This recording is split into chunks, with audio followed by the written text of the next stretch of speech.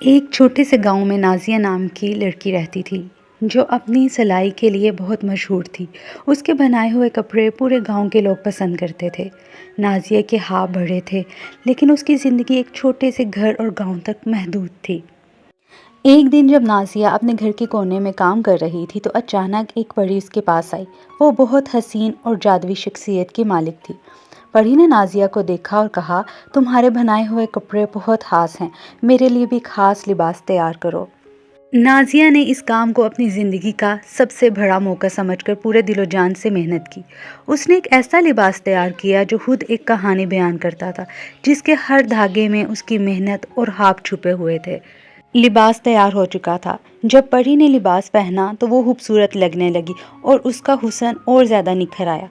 پری نے نازیہ سے کہا، تمہارا ہنر غیر معمولی ہے، میں تمہیں اپنے پریستان لے جانا چاہتی ہوں۔ پری نازیہ کو اپنے ساتھ پریستان لے گئی۔ نازیہ کو ہر چیز ایک خواب لگ رہی تھی۔ ہر طرف خوبصورت پھول اور پرندے تھے۔